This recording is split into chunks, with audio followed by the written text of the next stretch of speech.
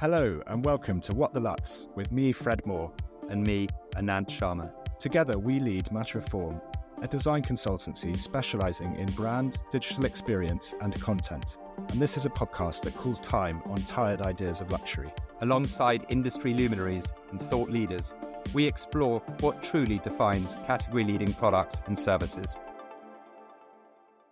Not one for convention, Imme Ermgassen describes herself as the last person anyone expected to rave about a non-alcoholic drink. And I can attest to that, having known you for a while, let alone co-found one. With a background in brand and behaviour, you were on our side of the table once upon a time, I remember. She joined Botivo to bring depth, ritual and real craft to a space that's crowded with compromised products, in my opinion, at least. Not your words. This is less about abstinence, I think, and you make a real point about that in your marketing and how you position Botivo. It's about pleasure that's reclaimed, reframed, and then bottled. Correct. We're delighted to have you on the podcast. Thank you very much. Imme, despite that self-description, you are the co-founder of a multi-award-winning non-alcoholic aperitivo brand. I know you don't like calling it non-alcoholic. Well, let's get to that in a moment. But how did this hedonist become head of a non-alc brand? Exactly. It is quite an unusual story, I think, because I think that's part of what makes Botivo feel so different from day one, is that the kind of story of how it came about was rooted in hedonism, I think. And I think that start point kind of shaped the brand and the liquid in the story. So Sam, my co-founder, had another company which created the brand, like the drinks were really high net worth, like hedonistic parties, basically. So he did like Kate Moss and Ellie Goulding's, and he did the royal wedding. The cocktails. Yeah, so he had a business that would like make all the drinks from scratch for these like really high net worth events. Really? Yeah, and he was, it was at the time when food was amazing, but drinks weren't at those parties, and he was known for like making everything from scratch and getting the best quality ingredients, and these very high demanding clients wanted something very rich and hedonistic and like for their non-drinking guests. And that's how Botivo liquid was actually made to serve at those events. So for me, it was sort of built for this world of abundance and parties, which is quite interesting. It's funny it's funny the way drinks didn't get the same treatment that culinary did. They still don't. You go to the theatre, carrying store like Fever Tree. I think it's like genius. You're there spending huge amounts of money on alcoholic spirit, and then mixing it with a company, Schweppes, that's been bought by Pepsi and had the lemon optimized out of it. I remember going to a talk with the CEO who said that he was, I think, working at McKinsey or somewhere like that, or perhaps he knew someone was working there, and they had gone through a cost-cutting exercise, and they'd eventually just sort of optimized pretty much anything natural out of what's essentially sugar water. I mean, that was like that's 80% of the glass. Yeah, I mean, that was, I think, always for everyone still like the ultimate like marketing campaign. Like, this is 80% of your drink. Make it delicious. So good. So good. But also you're just sitting there thinking like, how can I not have thought about this? Yeah, I know. Those are the best ones though, isn't it? When you're like, But all of these drinks, you're having like a Diplomatico with Coke. You're like, how can there be not more innovation in the other 80% of the glass? I think part of that is that I think consumers aren't quite as innovative as often we want them to be. And I think often with like what you'll do as a brand is you'll do one or two innovative things that are kind of brand equity building and make you really different. But actually the volume comes still from the classics, and I think that's something which, whether it's a mixer, whether it's like popcorn, it still is true. And it's one of the things we often think about, which is, we're building this big brand around Botivo, and I want it to be not a drinks brand, but like a cultural brand. I always wonder, like, actually, is there a world where in 10 years' time, our current product becomes like the discerning, different one, and actually it has to evolve, and there's actually a sort of massive volume driver flavour that comes out? I have no idea.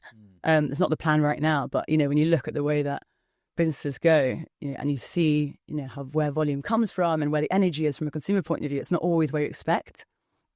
So I think what drives volume and what drives like brand equity are often slightly different things. And I think with like mixes, it's challenging to be really innovative, because at the end of the day, consumers just want a gin and tonic. I wonder how many flavours there are that sort of, what does it take to like train yourself into liking a flavour that feels unnatural? Yeah. Coca-Cola did it, but I guess when you pump it full of sugar. Honestly, with Botivo, that is one of our, when we first started out, because we are creating a drink which is not a mimic, right? And I think we've been going sort of 2.5 years, and is that it?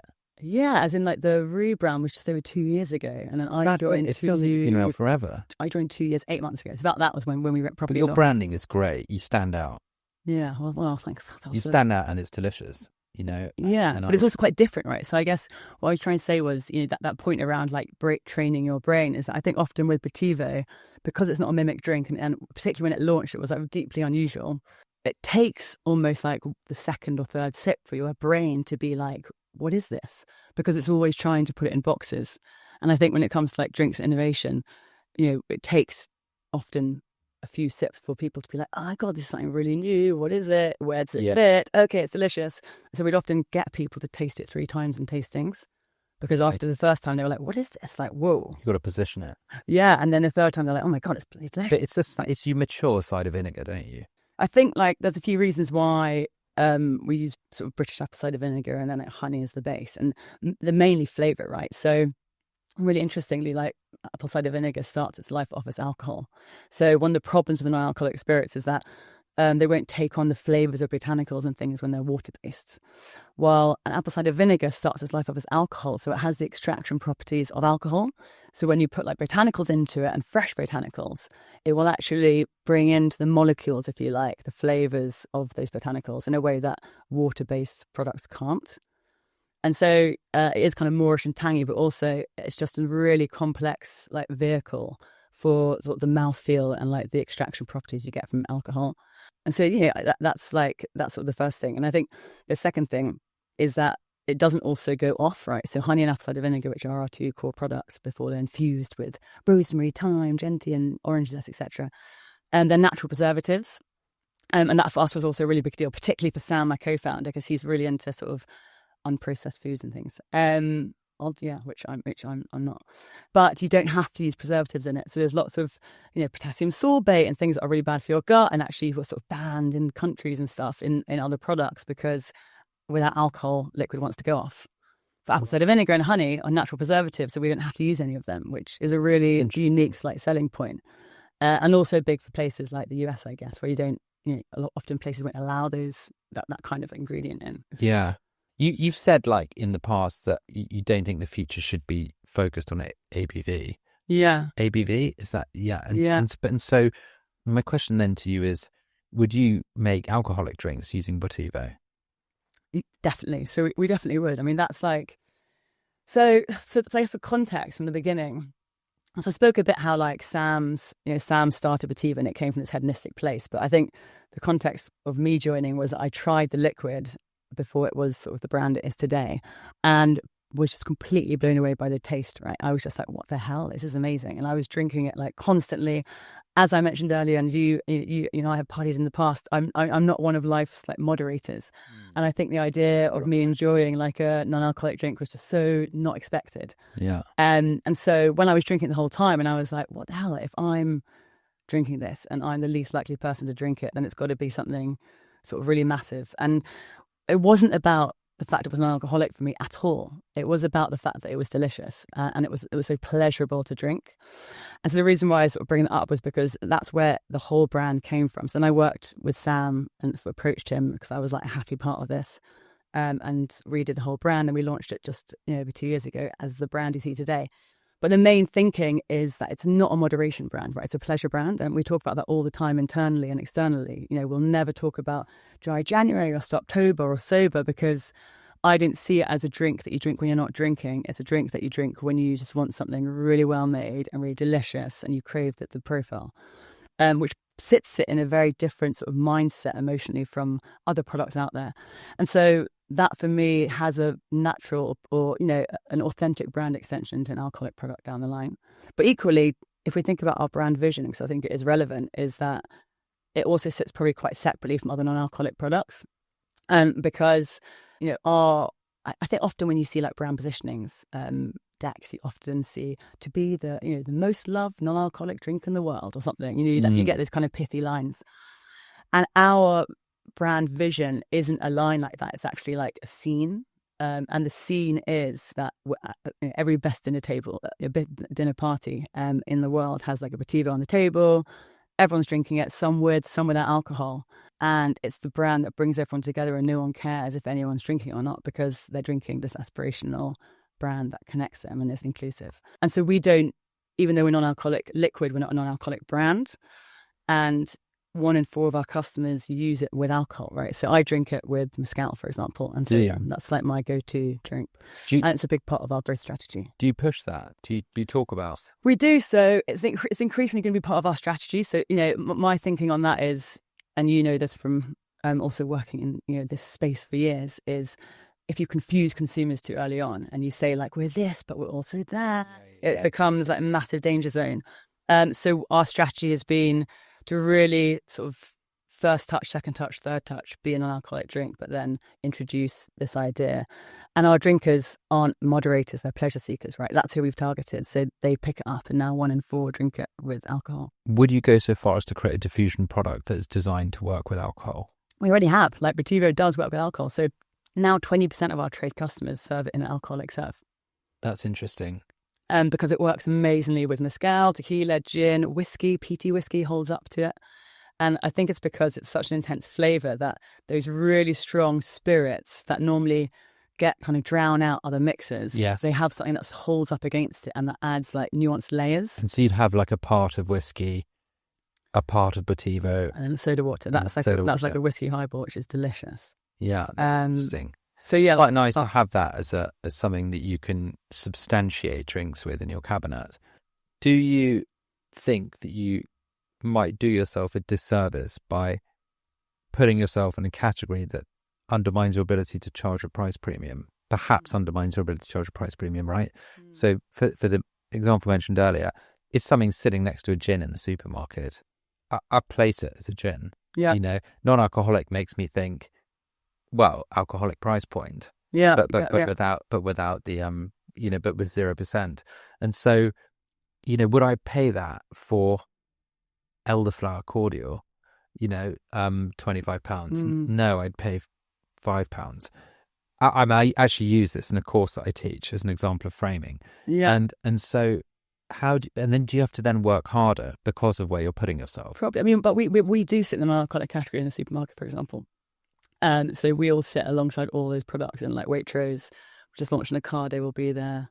And Majestic has got a same section. So like the way that retailers... And you're in Berry Brothers, aren't you? You did we're Berry Brothers. It's very cool. Yeah, we're now the best-selling non-alcoholic spirit in Majestic, Berry Brothers, Whole Foods, and second best-selling in Waitrose. So like it's like within that space, like yes, like I see that point about like there's no reference points because we're creating a completely new category, a new product.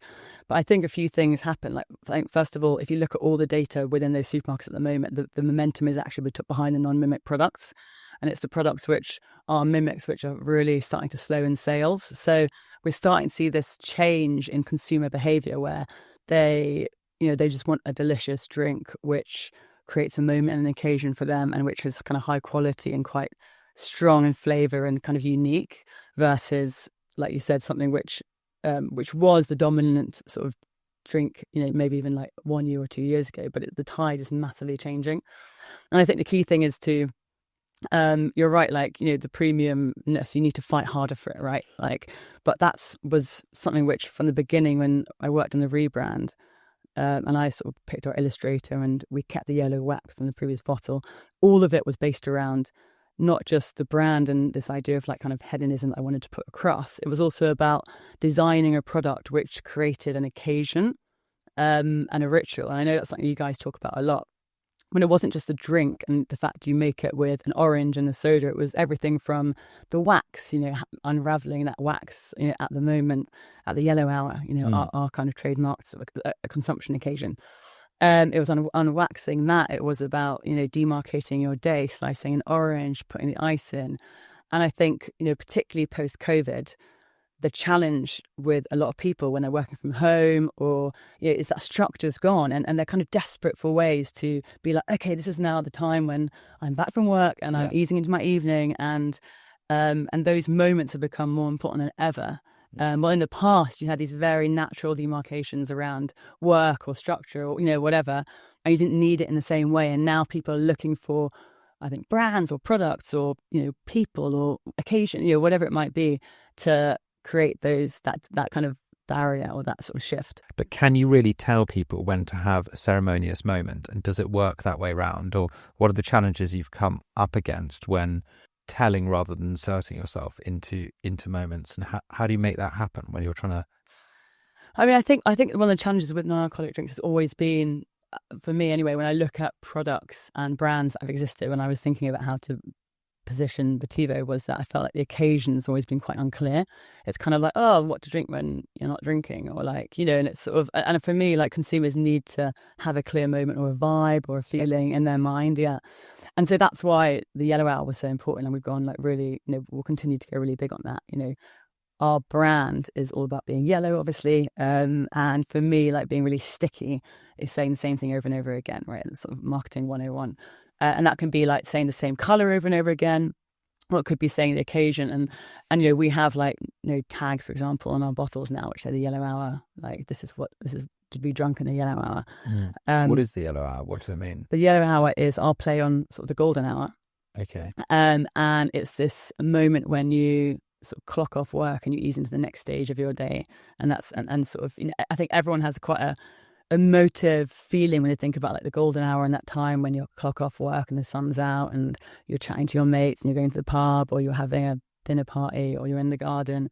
And it's this very clear for me and sort of visceral sensory moment where like it's like and so we paint that picture a lot in our comms around like easing into the kind of fun part of your day, or the kind of family part, or the friends part in the yellow hour, and that's when Botivo is for. Alcohol is just such an interesting thing, because basically we are just hit over the head from an early age with a sense of what drinking means, a rite of passage into adulthood. Yeah.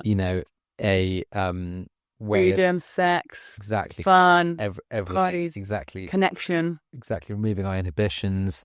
What it means to connect with your, the lads at the pub, or lady, whatever. It doesn't matter.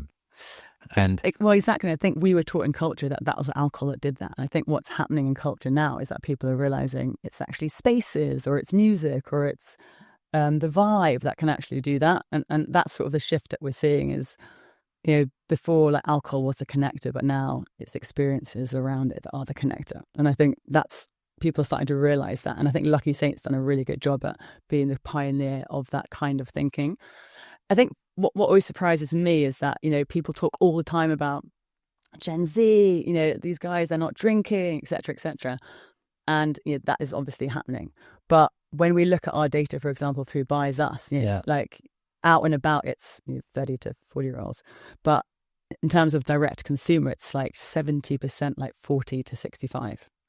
And actually the older part of the spectrum is probably like the ones that are buying more and drinking it more frequently. So for me, it's like that, and I think other brands have had experiences similar to that in our space. And I think even though those older consumers are traditional, and like a lot of them will be like, oh, I'm not going to drink an alcoholic drink, there are a huge number that are like, actually, I'm getting older, I don't want to be hungover, I just want to have a delicious drink with my friends, and the growth is actually coming from them. Which I think always surprises people, because obviously everyone thinks it's from younger people. And I think out and about it does. And I think, we're launching cans. We just launched limited edition cans, and they sort of sold out very quickly.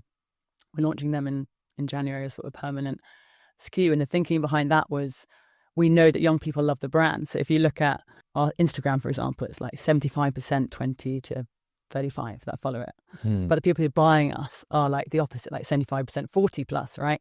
And that's a format thing as well, right? So I don't think when you live in shared houses and you're 30 or 25 or whatever it might be, it's not just a price point thing. It's no one's got drink cabinets. No one's coming back from work and rustling open the soda water. Yeah, like gone for an aesthetic that is cultured, yeah, feels cultured, and feels like it's rooted in like a level of literature and artistry, and so it perhaps fills that space and appeals. I don't know. I mean, with the older. Yeah, I mean, I'm not saying that wouldn't appeal to everyone. Well, I think I'm interested in something you said a moment ago about the older, because I almost feel, that, and I think there's not enough acknowledgement of what it might mean to have I don't know, like a non-alcoholic drink as your first drink, or like, you know, or to move on to non-alcoholic drinks after you've had a couple of alcoholic drinks, actually to be a bit more measured. Yeah. Because I find personally that the problem with alcohol is you end up on this sort of one-way track where you're not really sure where to go next, especially after a certain age where you don't drink perhaps as endlessly as you might once have when you were younger. You know, I often top out now, and then I'm not really sure where to go next, you know, and then you're in an environment where you're so coded into just thinking, right, okay, it's sort of, you know, you just go on to something a bit stronger, that before you know it, you know, you've had a pint, a couple of glasses of wine, and then you're having like a gin, and, you know, you're having sort of a whiskey or something, you know, and because you're just following a well-trodden path. Yeah. And you're not rewiring yourself into being like, well, I could start with a non-alcoholic beer, enjoy 2 glasses of wine, yeah, and I think then that's finish with a Botivo. That is definitely changing. Like, you know, this whole sort of zebra striping concept, that is a word that comes up every day. I don't know what that means. So zebra striping is this massive resurgence in people basically drinking one alcoholic drink, then switching to non-alcoholic one on nights out. So I think it's something like 30% That's a of great people strategy. are now zebra striping. And so it's in the industry, it's like recognized. It's a big growth area, right? Like the growth isn't coming from people that are stopping drinking completely. The growth is coming from those that are switching out, in and out. So the reason why, you know, restaurants is a massive focus for us. So we're now in, I think, 45 of the top 139 Michelin stars. And that interest has mainly come recently because they're realizing that for their bottom lines, like having like premium non-alcoholic offerings is super important, because people are switching out every third drink for non-alcoholic drink, and they can, you know, give them a lime and soda and make 30p, or they can, you know, give them Botivo and soda and make, you know, 7 times that. So that's been a big driver of growth, I think, for us, particularly as a premium product, because people want something nice and delicious in between other delicious things like wine and, you know, cocktails.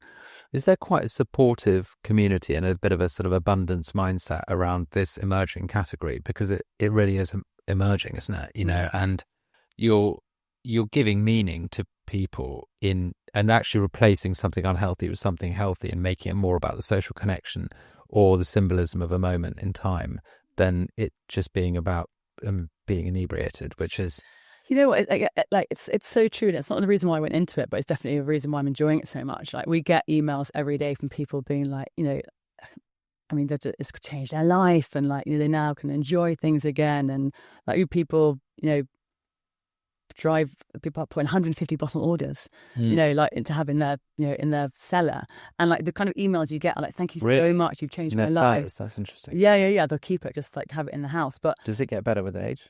No. They just want to have loads in their house, and it's just people get really obsessed with it. But I think the emails we get are not something an alcohol brand would ever get, right? Because they're like, thank you so much for finally allowing me to enjoy a moment when I'm not drinking anymore. Like, and it just has such an emotional impact on them.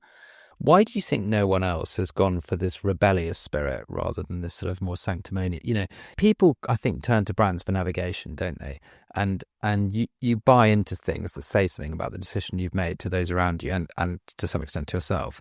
And it's like you position Botivo as almost the rebellious, the choice that still exists for hedonism, but without necessarily the crutch or lubricant that is alcohol. I mean, I kind of have, I suspect I know probably exactly how it often happened. And I think it's from having a background in brand building. I think the insight's probably been people are looking to moderate and cut back, and so we need to create a moderation brand to meet their need. That's probably what happened. Yeah. And actually for me it was the opposite. Like my thinking behind when I created the brand was, we live in this world which is like so shit. Like there's literally wars on every corner, no one can afford to buy houses. Like, you know, everyone's having quite an overwhelmingly bad time.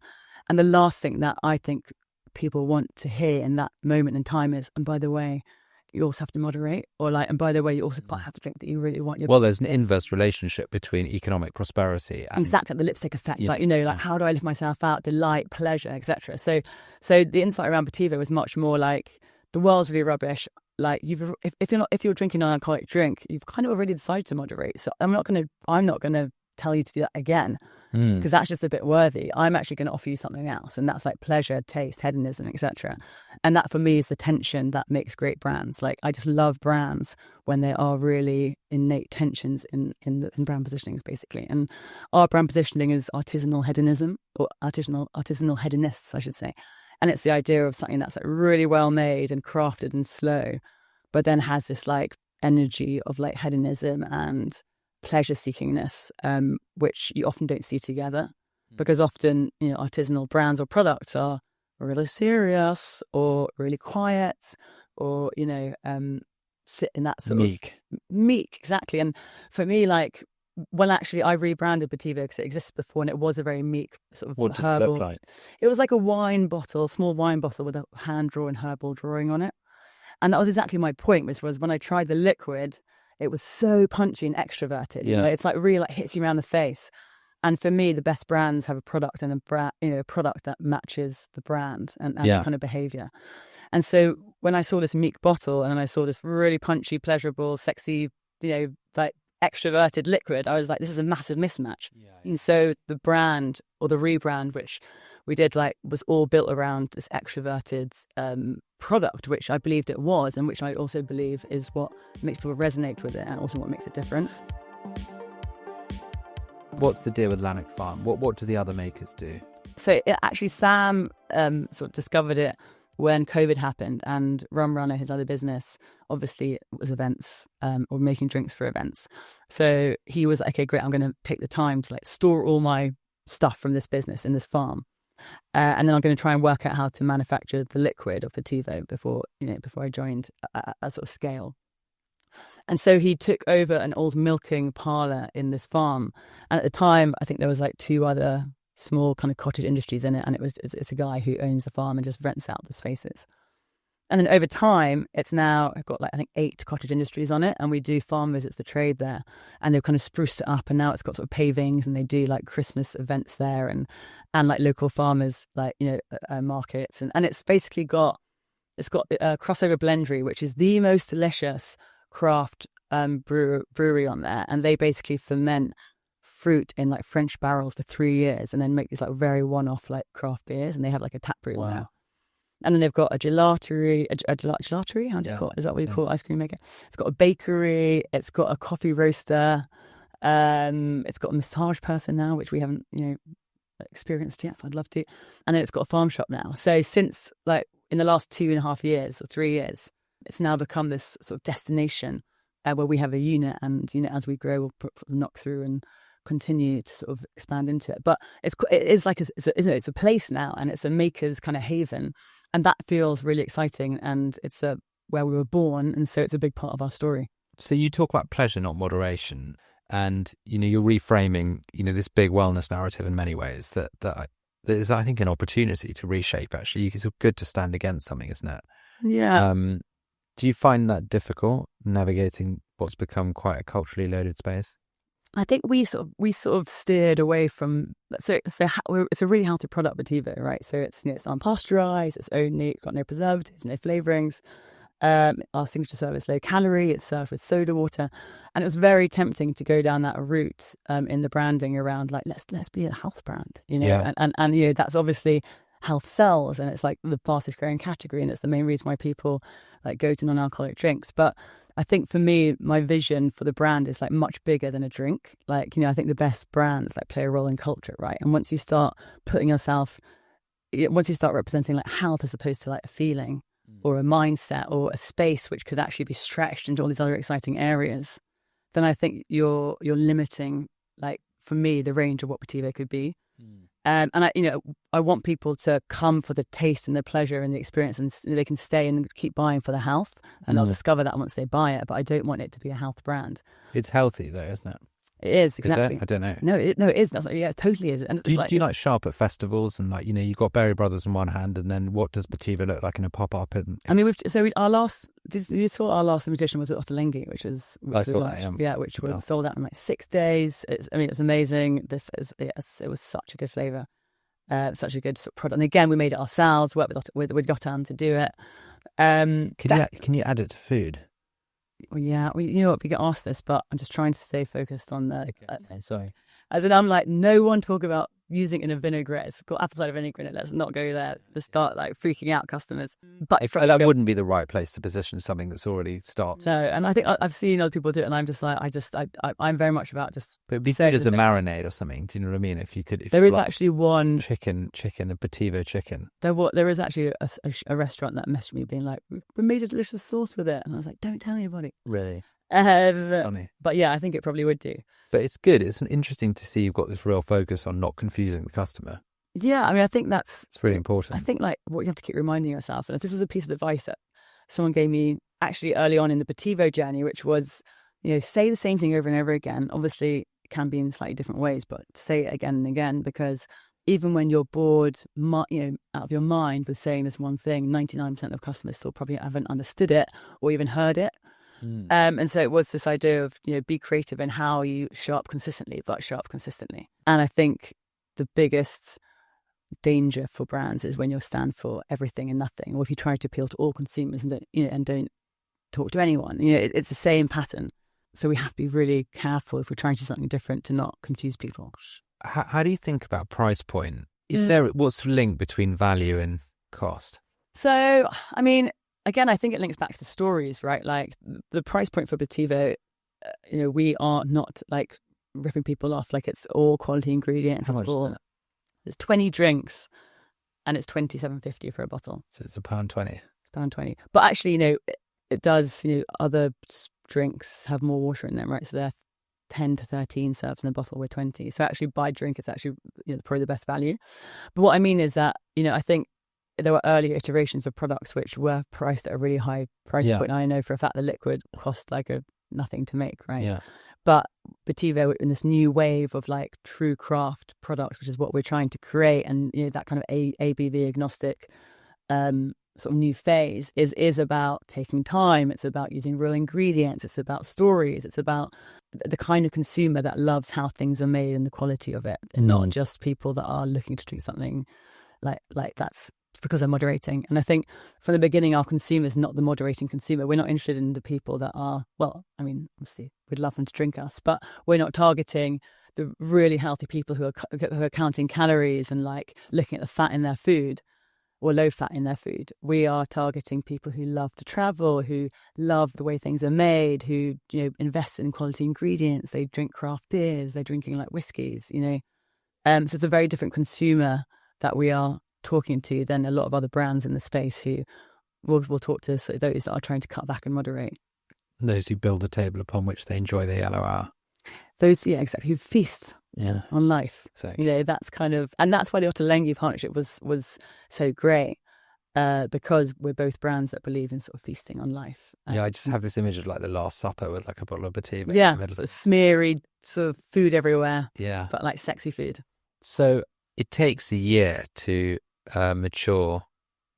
Mature is probably the wrong word, but for the apple cider vinegar to reach a point which matches, what like your recipe. What are the challenges as a small brand of managing supply and demand? Yeah, so that's fine because we have a sort of it's all made from like British orchards. We have a supply chain we buy, and then it gets aged basically. Okay, but you age it, or it gets aged for you? We've like partnered with someone that will age it with us, and then our process takes I think 2 months afterwards. So we'll sort of age it, and the reason for that is it softens the acidity. And I mean, if you try to drink like a normal vinegar, obviously you can't drink that. So I actually do, but I'm quite weird. I'm sort of quite drawn to I drink vinegar every morning. Oh my gosh, yeah. No, let's have apple cider vinegar in the mornings. Okay, yeah, it's not. I mean, it's not for me. And I mean, obviously, it's delicious in dressings, but I wouldn't drink it, right? So your brand sort of reframes this sort of slow sipping botanical to big sipping botanical aperitivo, which signals something different. What changed in your understanding of how people want to experience Botivo? So actually, the thinking behind that was slightly different, which was when I rebranded Botivo, I basically wanted to create a non-mimic drink. I wanted to create a category of our own. I was trying to work out how to describe it on the bottle. And at the time, we actually went back to aperitivo, but it was a non-alcoholic aperitif, I think, but when it was on the old brand. And I wanted to relaunch it, but in its own category. So I didn't want to use the language of a mimic drink. So I landed on slow sipping botanicals as the descriptor. And so for the first year, that's what the rebrand was. It was Botivo, slow sipping botanicals, and we launched that. And the idea was to just completely reset it. Well, it was so small that no one knew it before that. But the idea was to launch it in like this new space and with a language which wasn't a non-something. Yeah. And I guess what changed was I realised it did its job, and like it sort of, people started seeing it differently, it started growing. But then I realised that going back to that occasion point is that people wanted to know when it was for and what it was. Yeah. And that became the bigger issue versus like creating a new category. And so it was a nice like entry point. And then I was okay, we're going to change it, but we also want it to reflect the brand. And because the brand is extroverted and pleasurable and hedonistic, slow sipping also felt out of sync with that. So then it became big sipping. But that was sort of the kind of thoughts behind it and the different stages. How do you, when you're a small brand and presumably distribution is so important for both exposure and also volume, how do you balance picking those who ultimately will go some way towards contributing towards the perception of how your brand is seen? Yeah, I mean, it's a huge part of our strategy. So I think like what's interesting about the non-alcoholic space is, we all learn sort of when we work in marketing, like we do, you always learn that the first step of marketing is like awareness effectively, right? So you just get people to, hear about your brand. But in the non-alcoholic drink space, there's a stage before that, I believe, which is credibility. And so it comes even before like awareness. And that's what I focused on for the first year, right? So we launched at a time when there was lots of cynicism around the category. Lots of people had been burnt from products that weren't there in the past. And so when it came to like nice restaurants or trade or food critics or drinks writers, so many were so cynical about the category and also consumers, obviously, ultimately. So the whole first year was about getting the product into the hands of tastemakers or curators who people trusted to be like, this is different. This is actually a really delicious, high quality product. So, we got it into like Grace Dent, Alice Lachelle from the FT, Jimmy Van Ware, all these food critics got it into their hands. They all loved it. And we'd take their quotes and we'd amplify those quotes and use them to get listings. And the same thing for restaurants, right? So we very much targeted like the prestige restaurants that everyone trusted. So it was like River Cafe, Mountain, like, we're now in 45 of the top 100, I think I mentioned 30 at Michelin-starred. But that was very much a strategy because these kind of places are not only more innovative in that they'll take on new and exciting independent brands, but they're also like a stamp of like, this is delicious. If I serve this, and not just if one place does or two places do, if 30 of them do, then they can't all be wrong. And that not only gave consumers confidence, but it also gave other restaurants confidence because everyone wants the other restaurants to experiment for them. Yeah, I guess it gets the flywheel going, doesn't it? Exactly. There's a tipping point and everyone realises, okay, I'll give it a go. But the whole first year was not about volume, it was about credibility. Yeah. And then it's now about volume. What's your big growth hack? Gosh. I mean, we've gone into like, it's so obvious, but we've gone into retail much more, like national stuff, and that's impacted our sales massively. Like we are very much like a standout on shelf retail product, I've realised. So, but I think if I had to do a growth hack, it's not so much a growth hack, but more, I think getting into the places which are those prestige places that interesting people hang out in. And if you end up even in 10 of them, people think you're much bigger than you are because they see you in those 10 places, and the coolest people will go to those 10 places all the time. And then they'll think you're everywhere, but actually those people are just going to cool places. Yeah. So I think that is probably a big thing, is try and feel bigger than you are, because then buyers will pay attention to you. Yeah. Because they're like, I've seen them everywhere. Yeah. Mavens. What's the bit of advice that you might have for someone who's starting in this industry? And maybe linked to that, what would you do differently? My bit of advice would be to build a brand before you build a liquid, or do them together. Like if we launched Botivo like 10 years ago, I'd be there was nothing. You're a very good moment for it. It was a good moment. I think things like COVID actually could sort of really, I think, compounded. 100%. Like the timing is really, really good for it. But anyway, on the point of that, I mean, what I would do differently, first of all, is I would understand business better than I did, because I think when you come from the brand marketing world, you're like, surely that's so much of it. Yeah, but if you understood business, you wouldn't have built the brand first, as you just gave us your bit of advice. That's true, but I think it's stuff like the way that drinks works is I was like, we'll just go and get into loads of restaurants. But obviously the way it works is you can't get into restaurants before you're on a wholesaler that distributes to them. And you can't get into a wholesaler until you've got 30 restaurants. So there's all this like chicken for the egg things that I didn't realise. So then we had to rush around trying to get 30 restaurants to say they would list us if we were available. LOIs almost.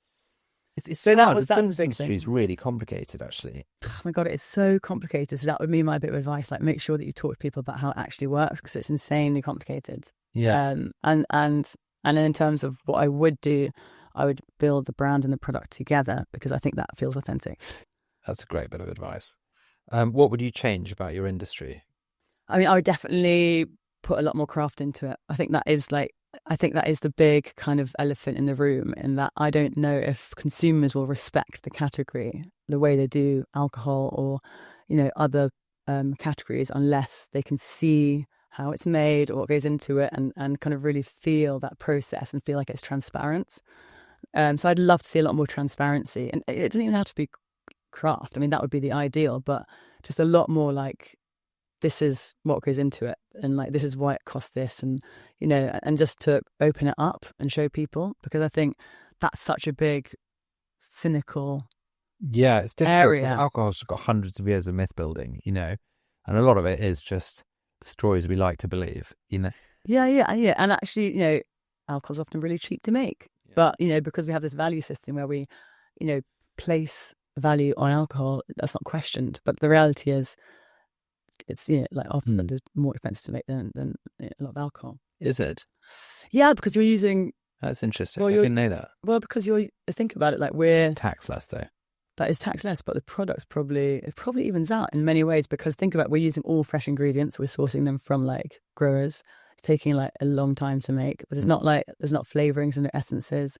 There's not like alcohols, which actually are very cheap. In that there's honey, which is like the most expensive ingredient that exists. That's true.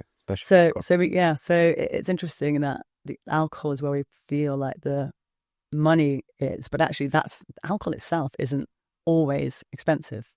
I mean, it can be extremely cheap. Think about like, on its own, it's cheap. Yeah.